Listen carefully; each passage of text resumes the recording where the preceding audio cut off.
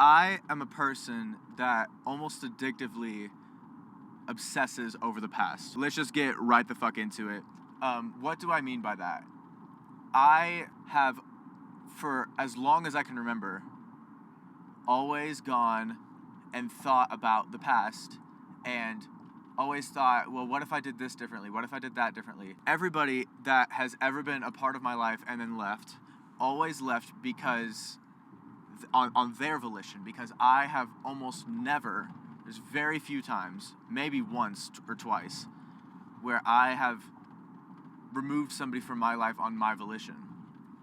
And so I have a lot of things to think about when it comes to the past and people who have left the past, and think, well, what was the problem? Because the very few people where I have removed them from my life on my own volition, there was something that happened where I felt it wasn't appropriate that they were in my life anymore. People always tend to let people down easy. There's been a lot of situations where people let me down easy or silently, and it makes me just constantly question, well, what did I do? What did I do? And sometimes it's not even what did I do? It's just the situation, and it's not a good one. It's not until recently that I've discovered that there's a lot of those, because honestly, I really do give a shit about people.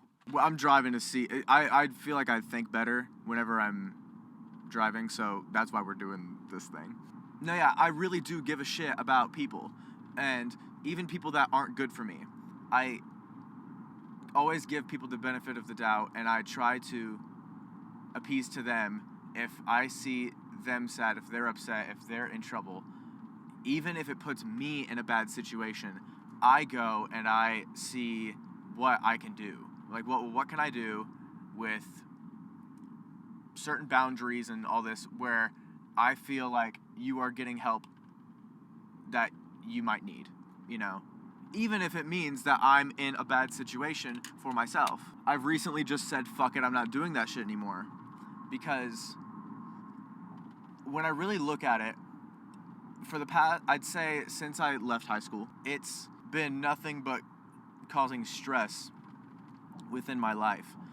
I recently had a talk with someone, and it was them saying to me, you have to realize that a lot of your energy, so much of your energy, goes into your social relationships. And that's honestly so true. Like, I spend so much effort trying to get a social group going, or whether it be just a friend or a group of friends, and I will spend so much energy on that, and it's always been a kind of, if I don't pull the switches, like, it's probably not going to happen. A good, I'll be generous and say 70% of the time. I'll give myself less credit. Now I'm at a point in my life where I'm spending a lot of time alone. Like, a lot of time alone. I notice I do things that I used to do fresh out of high school, and I'm like, this is fucking sad. This is genuinely sad.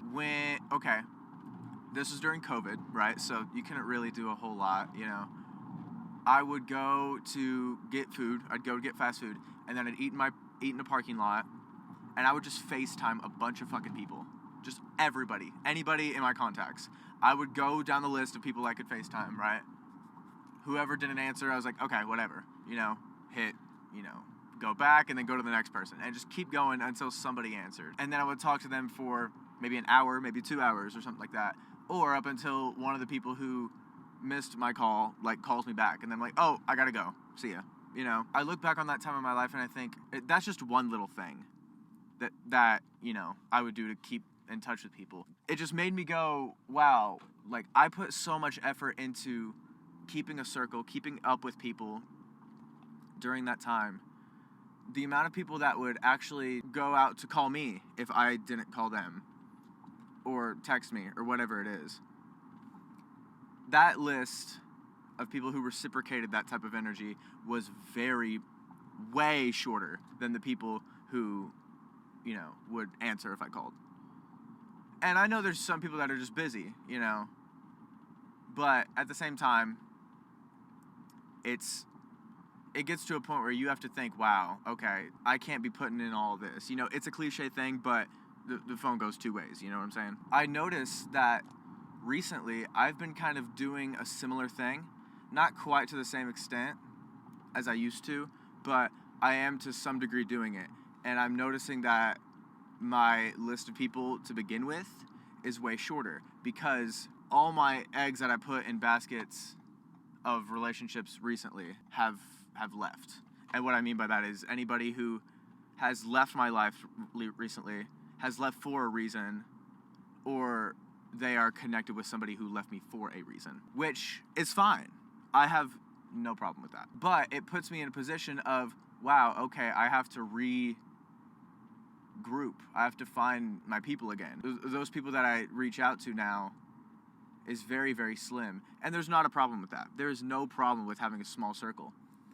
It's just to have the illusion that you have people that have your back, a lot of them, or I don't want to say a lot, but quite a few, to have that kind of, I get, for lack of a better word, illusion of that, and then after some time realize, oh no, the circle's way smaller than you think it is, and the people who you actually think got your back don't really just kind of eye-opening, I guess. And it's like, you know, I kind of have, obviously,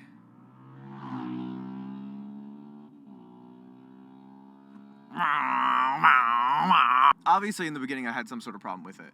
Obviously, with my tone, I'm being very like, you know, right?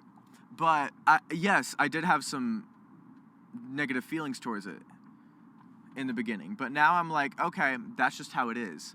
And y'all are just gonna have to get used to that girly just going all over the place.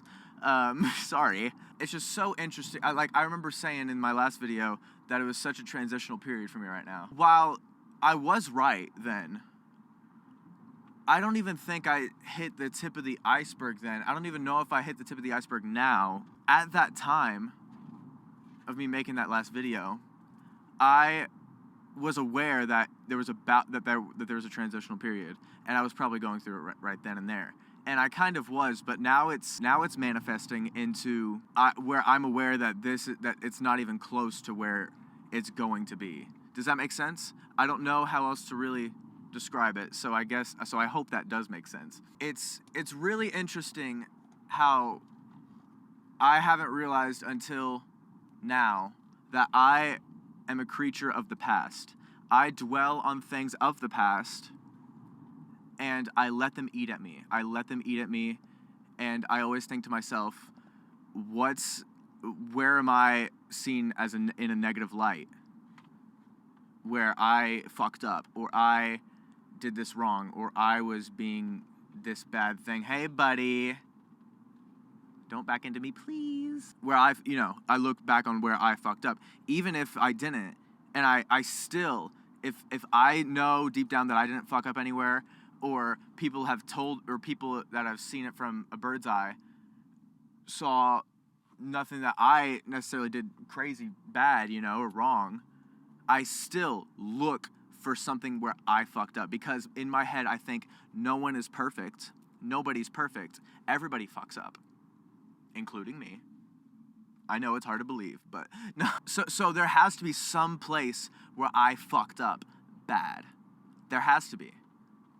And you could say, well, does that mean that I think subconsciously to every degree that everybody fucks up in everything to a grandiose level? Maybe. I don't feel like I think like that, but saying it out loud like that, because these kind of videos, I just ramble on in my head, and then I say them for the first time on camera, and then that's what you see. But saying that bit for the first time kind of sounds like that's what I feel subconsciously, because why else would I come to that conclusion that I have to fuck up in every situation that goes bad? This is some random ass cul-de-sac, and there's these fucking kids with mullets looking at me. They're like fucking there's these fucking like elementary school kids like looking at me. They had like the hick mullets, and they're like looking at me. They had Cheetos in their fucking mouth, like I literally saw that dead end sign. I don't know how that surprised me. I don't think that to some degree.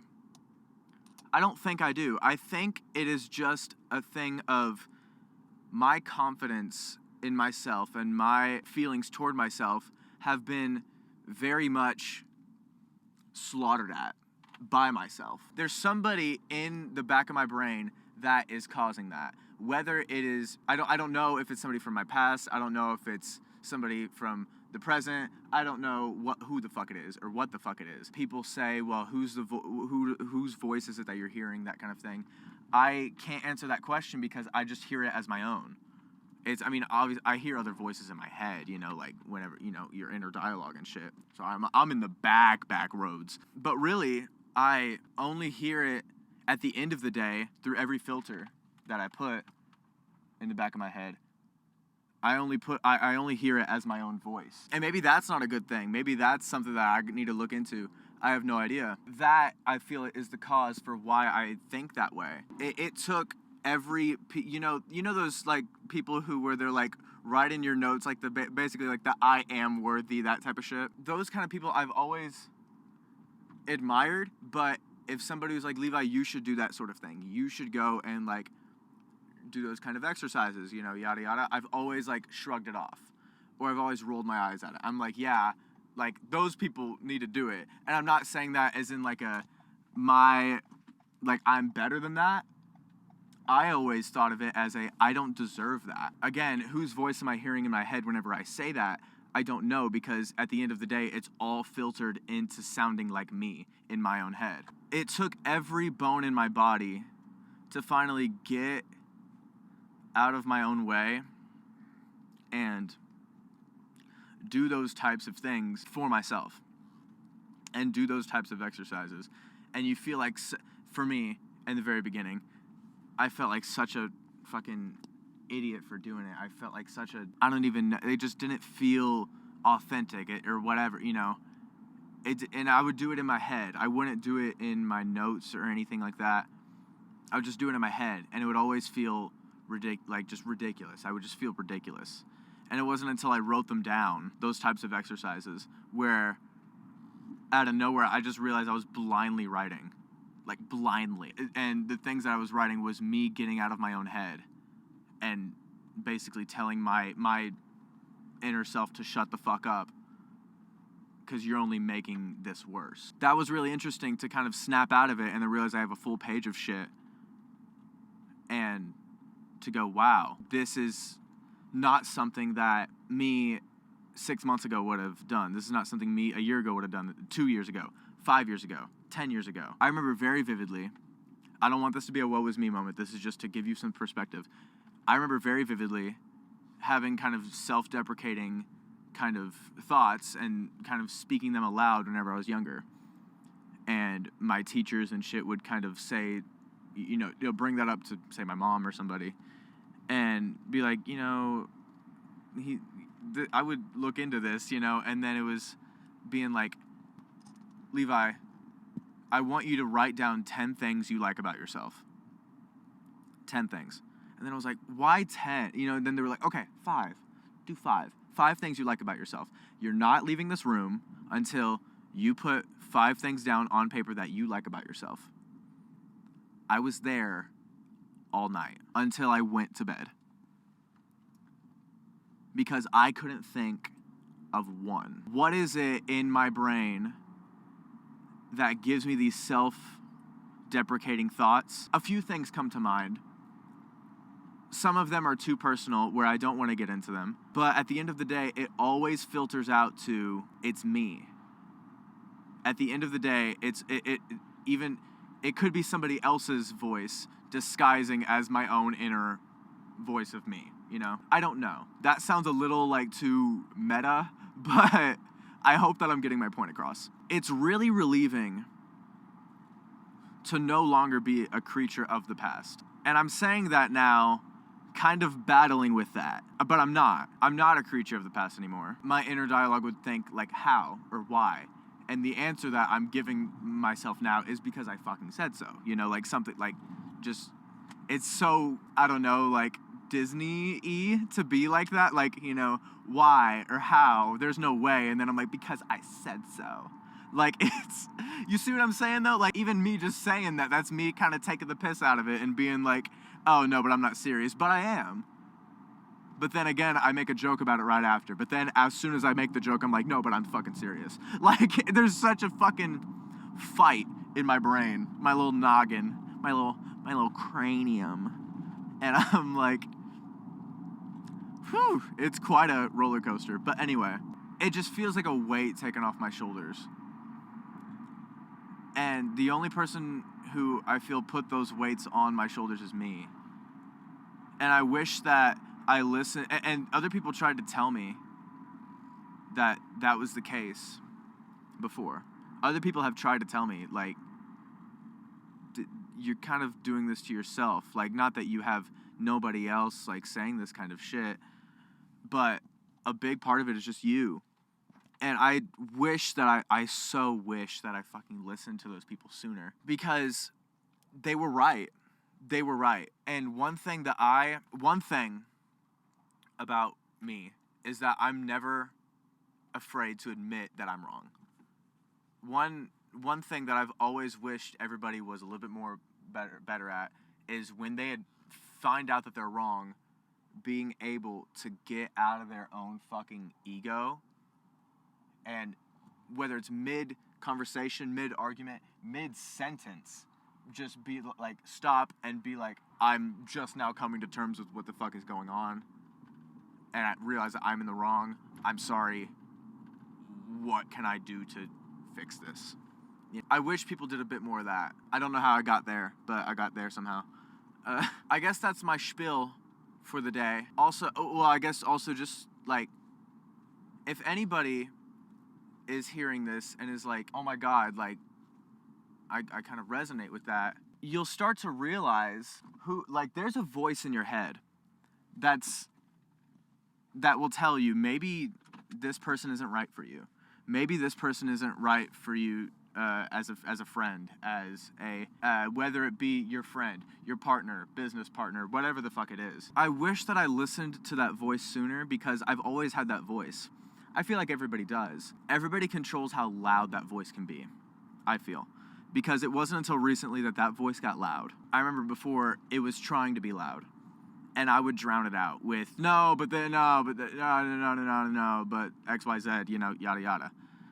All these excuses. And now I'm at a point where I'm like, no, I have that for a reason. Everybody has that voice for a reason. And there's no point in trying to talk yourself out of that voice, because it's your gut.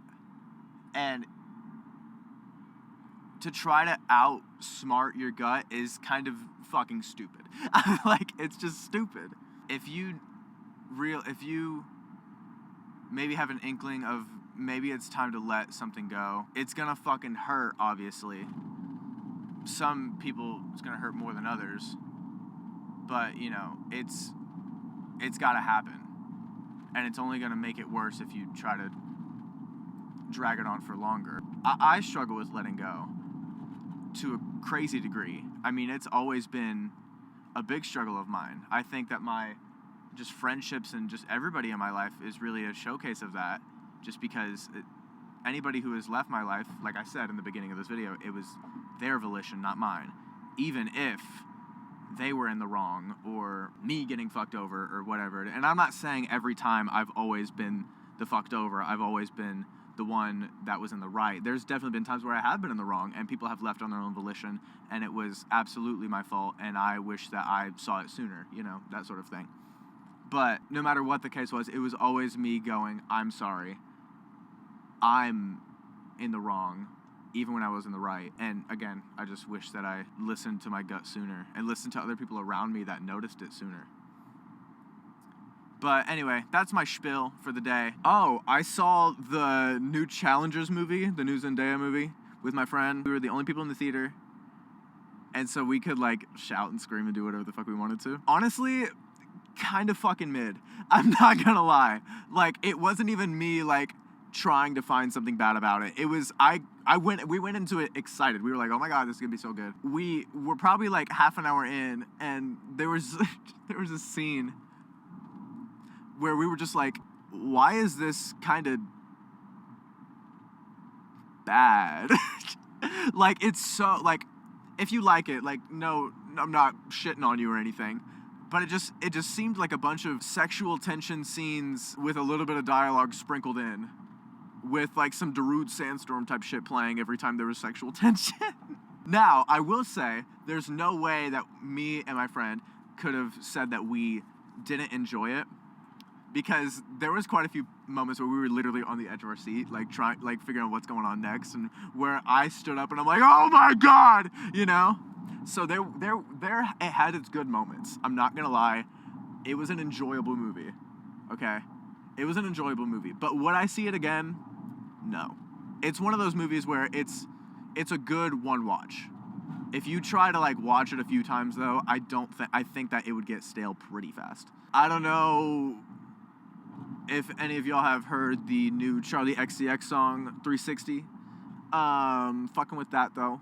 It's a nice little ditty, nice little bop. And my camera just it's my phone. Didn't die, it just ran out of storage. But basically that's my spiel, and I wanted to talk about Challengers and I guess the new Charlie XCX song, because I was listening to it right before I recorded. So I guess that's it. I'll see y'all next time. Goodbye.